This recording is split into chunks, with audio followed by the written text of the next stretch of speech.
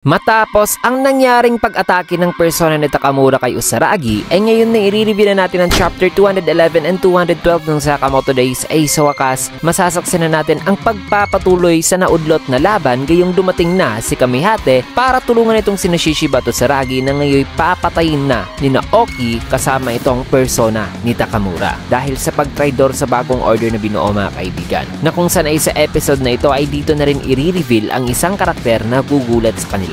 Yan at marami pang matitinding eksena ang naghihintay mga kaibigan sa episode na to. Kaya naman, this is Mr. Armaken at huwag na natin patagalin pa. Let's go! Nagsimula eksena dito kay Shishiba na nagsalita na sabing Kamihate. Nagtataka raw siya kanina sa kung sino ba raw bumaril. Sagot naman ni Kamihate na halos hindi tayo nag-uusap noon, Shishiba. Tugon naman ni Shishiba na ang hina naman ng boses mo. Sagot naman ni Kamihate na minsan lang daw kasi siyang lumalabas at na ang kanyang lalamunan ay nang nagpapaliwanag pa lamang siya ay sabi naman ni Shishiba na oo, basta maghanda ka na. Sinabihan naman ni Oki si Kamihate na sayang naman daw. Akala raw niya na mas reasonable pa raw nito si Kamihate. Sagot naman ni Kamihate na wala na akong pake sa basurang to. Salamat sa inyong mga gunggong ay na-interrupt daw ang weather forecast ng isang special report na kahit anuman daw mangyari ay kakampi raw talaga siya sa weather girl at kay Usaragi. Matapos masabihan ni Kamihate ay natake naman sila ng persona ni Takamura mga kaibigan na naiwasan naman ng dalawa. Tanong naman ni Shishiba na kayang bang lumaban sa malapitan? Sagot naman ni Kamihate na hindi. Kaya tanong pa ni Shishiba na kung ganun bakit nandito ka pa? Sagot naman ni Kamihate na hindi mo kasi kayang dalhin si Usaragi habang tumatakbo ng mag-isa lang. Kaya binuhat na ni Shishiba si Usaragi na sabing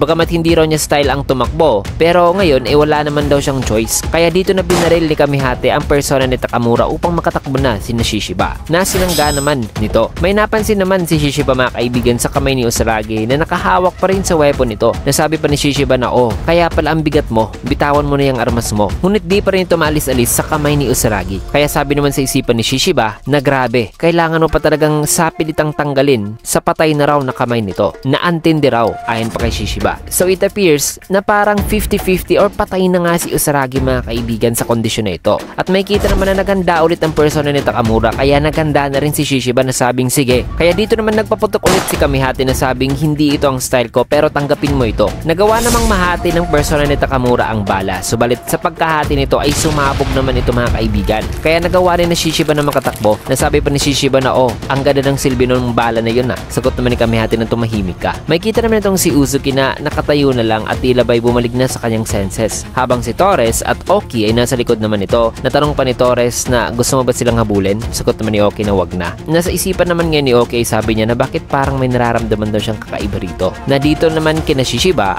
bumahing naman si Kamihate na tanong naman ni Shishiba na may allergy ka ba? Paliwanag naman ni Kamihate na sa tuwing ginagamit niya raw kasi ang balang yun na pinaputok niya kanina ay nangangati raw kasi ang kanyang ilong. Tanong pa ni Kamihate na ang importante ngayon ay ayos lang ba si Usaragi? Na nang sasagot pa sana si Shishiba mga kaibigan sa tunay na kalagayan ni Usaragi ay sabi naman ni Kamihate na ano ba yung nangyari sa buhok mo? Sapagkat nagulat na lang si Shishiba na nagsipagtayuan na bigla ang kanyang buhok. Nasa kanilang unahan may kita naman itong isang tao na nakatayo lang. Tanong naman ni Shishiba na ano naman ito? Sagot naman ng lalaki na huwag ka namang masyadong excited dito. Sabi naman ni Kamihate na pasensya ka na pare. Sabay binaril niya ito na sabing nagmamadali kasi kami kaya tumabi ka dyan. Sagot naman ito habang naghahanda na sabing nakakaramdam na raw siya ngayon ng kilabot. Nang maya-maya pa sa dulo ng kanyang mga daliri ay may kita ang biglang pag-produce mga kaibigan ng kuryente na ngay patungo na kay Kamihate na tuluyan ng nakuryente mga kaibigan. Agara namang bumagsak si Kamihate, bagay na gumulat naman kay Shishiba. Pero bago muna yan mga kaibigan kung gusto nyong manood ng mga movies o TV series up to the latest shows mga kaibigan pati ng mga sports at especially anime ay ang lahat ng yan ay mapapanood nyo sa UCine, isang platform na nagpo-provide ng napakaraming palabas na kung saan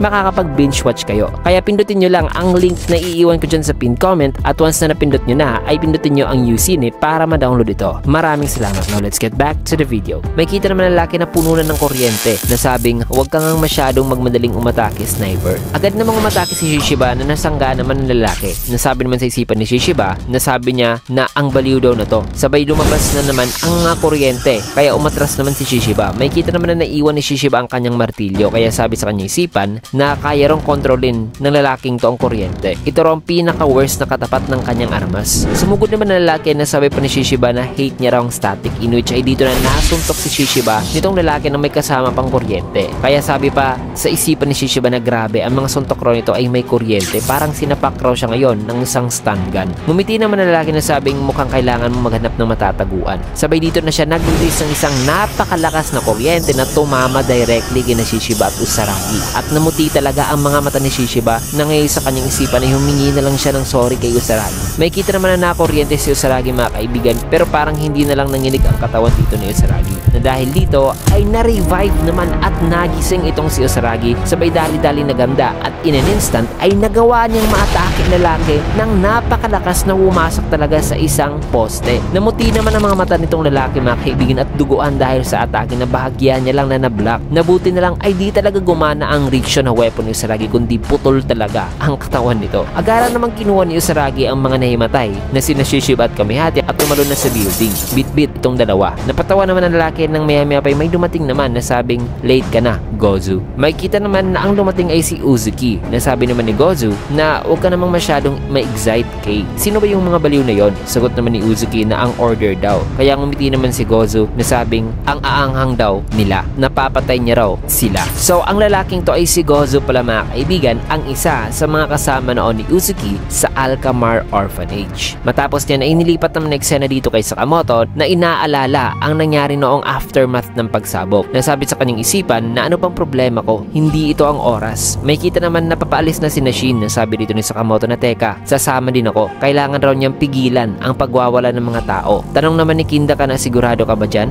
Na kaya mo? Sagot naman ni Sakamoto na oo. Gusto kong protektahan ang syudad. Kaya dito na sila lumabas. Nasabi naman ni Sakamoto na mukhang may riot daw na nangyayari ngayon sa may shopping arcade. May kita naman itong isang lalaki na tinutukan ng baril itong isa. Nasabi naman kina Shin na ano bang problema mo? San ba kayo galing? Na basta-basta na lang yung sinasabihan ang mga tao sa kung paanong paraan nila gagamitin ang mga bala. Agara naman kinuha ni Shin ng baril na lalaki. Nasabi naman ni Hisuke na kumulama kayong lahat. Sabi naman ng lalaki na ang mga taong to gusto nilang kunin ng mga bala natin. Huwag kayong makialam dito kasi may karapatan kami sa paggamit ng sarili naming bala. Kaya dito na nila tinutukan ng baril si Sakamoto. Nasabi ng mga lalaki na patayin niyo sila. Nag-alala naman si Shin kay Sakamoto mga kaibigan. Na nang kikilos sa sana si Sakamoto ay bigla na lang siyang nahinto. Kaya ay nagulat naman si Bold sapagkat bigla pa lang naalala ni Sakamoto ang nangyaring pagsabog noon sa shop. Kaya sabi dito sa isipan ni Sakamoto na di raw niya maigalaw ang kanyang katawan. Kung kaya't pumunta naman si Shin sa isang pwesto at binigyan ng command ang mga lalaki na sabing barilin mo ako. Kaya biglang nalipat ang atensyon ng mga lalaki at si Shin ang kanilang binaril dito. Nagulat naman si Sakamoto na buti na lang ay binak pala ni Shin ang mga bala nitong pantakip ng drainage. Tinake down naman ni Bold ang dalawang lalaki habang si Kindaka ay kinamusta naman si Shin. Sabi naman ni Shin na ayos lang siya. Pero sa isipan ni Shin ay sabi niya na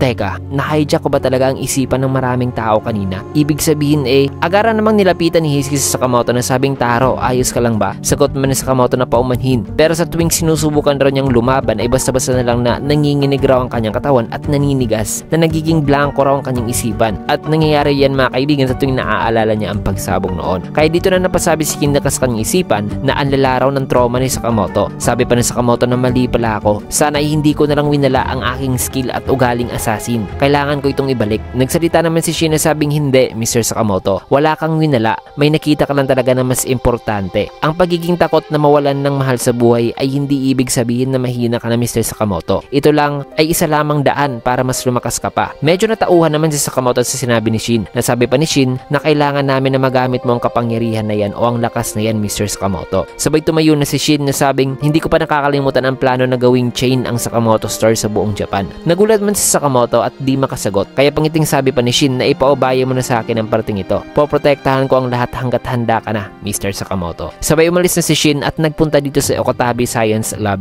2. Nasabi pa ni Shin na, hoy mister, bilisan mo naman, wala nang oras. Ito na ba ang bagay na yun? Sagot naman itong foster father pala ni Shin na si Asakura. Nasabing, hoy bata, wag mong pakialaman ng mga bagay na hindi mo na iintindihan. Ilang taon na akong walang narinig sa'yo, tas bigla ka na lang na magpapakita ngayon na may napakahirap pang request na gusto mong palakasin ang iyong ESP hanggang sa di makapaniwalang level. Sagot naman ni Shin na oo, kaya mo yan diba, mister? Paliwanag naman ni Asakura na sa tuwing hinahijack daw kasi ni Shin ang isipan ng tao ay basically sinasabi magsisend lang daw ni Shin ang kanyang electrical signals o brainwaves sa isipan ng isang tao upang ma-activate ang specific daw na neural pathways ng utak ng taong yan. Pero kung iisipin niya theoretically, kung pwede raw nilang i-pick up ang brainwaves ni Shin at ilagay ito sa isang makina at precisely i-tune daw nila ito at i-broadcast ang brainwaves niyan sa isang malawak na area, nagpapaliwanag pa si Sakura ay sabi naman ni Shin na mamaya na yung mga nerd talk mo. Kailangan na natin kumilos. Kaya sagot naman ni Sakura na ikaw talagang bata ka. Tanong naman ni Shin na so gaano ba natin kabilis magagawa ang lahat ng to? Sagot naman ni Sakura na well, nasa 2 o 3 araw siguro. Sabi naman ni Shin na ha? Ganyan ba katagal? Paliwanag naman ni Sakura na hoy, isa akong scientist, hindi ako engineer. Nasa isipan nito ay sabi niya na hindi naman daw sa hindi niya kayang gawin ito. Pero maya pa ay may dumating naman na sabing tutulong ako. Napalingon naman itong dalawa na ang dumating pala ay si Kashima. Tanong naman ni Shin na buhay ka pala. Sagot naman ni Kashima na hinahanap ko kayo. Nagalit naman si Sakura na sabing sino ka ba sa tingin mo? Walang hiya ka at nagpunta ka pa talaga rito? Sabi naman ni Shin na Mr. Actually ang lalaking to ay kaya dito na nagsalita si Kashima na sa panahong yon may iba raw kasi siyang idea ng hustisya. Kaya humihingi raw siya ng tawad sa kanyang mga nagawa noon. Nagulat naman si Sakura na sabi pa ni Kashima na gusto niya lang daw na tapusin na ang gulong to. Kaya nakikiusap raw siya na sana ay hayaan raw siya ni Sakura na tumulong dito sa kanya. Tanong naman ni Sakura na bakit ngayon? Paliwanag naman ni Kashima na inaabuso na raw kasi ng kanyang Master X ang kapangyarihan nito bilang outlet ng sarili lamang nitong nararamdaman. Maraming inosenteng tao na raw ang nasasakripisyo dahil lamang sa personal feelings ng kanyang Master X. Na ang nangyayari raw ngayon ay napakalayo na raw sa kanyang idea ng hustisya. Dinignan naman ni Shin si Sakura mga kaibigan at tinanong ito. Kaya ipinakita na ni Sakura ang kanyang concept drawings kay Kashima na sabing gawin natin ang lahat ng to sa loob lamang ng 1 oras. Sagot naman ni Kashima na masusunod. Matapos yun ay dito naman sa isang area ay may kita naman mga tao na sabing gusto kong bumaril ng mga masasamang tao. Saan ba ako makakahanap ng masasamang tao na pwedeng patayin? Dito naman kina Kindaka ay tanong naman ni Hisuke na saan ba nagpunta si Shin? Sagot naman ni Kindaka na wala raw siyang clue. Sinabi lang daw ni Shin na may idea raw ito. Dito naman kay Shin ay may kita na may suot-suot siyang parang headset, dala-dala ang isang megaphone at nasa isang signal tower sila ngayon mga kaibigan. Sabi naman ni Sakura na hoy, magdudulot talaga ito ng mabigat na epekto sa utak mo. Kung parang makakaramdam ka ng kakaiba, huwag mo nang pilitin pang yung sarili. Ngunit sagot lang naman ni Shin na Mister, ilagay mo na yan sa max output. Painis namang sabi ni Sakura na baliw ka talagang bata ka. Kaya dito na naghanda si Shin at switch on na ni Sakura ang mechanically device na kanilang binuo. Kaya dito na huminga ng malalim si Shin at sa kanyang isipan ay nagbigay siya ng command na sabing kayong lahat na may hawak ngayon ng baril, itutok nyo ang baril sa lupa at ubusin nyo ang bala nito. So ang thoughts ni Shin na pagbibigay ng command ay itransmit nila rito gamit ang device na kanilang binuo na may headset at megaphone at pumesto sila dito sa may signal tower nang sa ganun ay mas mapalakas pa nila ang signal ng brainwaves ni Shin at mas mapalawak ang effectivity range nito upang maraming tao talaga ang mabibigyan ni Shin ng command mga kaibigan. Man, grabe ang tindi ni Shin. Pero ang tanong ay gagana ba ang lahat ng to? At ano kaya ang susunod na mangyari matapos itong napakatinding move na pinul ni Shin mga kaibigan? Well, ang isa sa matinding paghaharap sa buong serye ay masasaksiyan nyo lang naman sa susunod na chapter mga kaibigan kasi dito man natin tatapusin yung video sa last panel na ito. Kaya may kung nagustuhan nyo yung video, kinagit a like, comment, follow, subscribe na rin for more videos like this. Maraming salamat and see you guys again on my next video.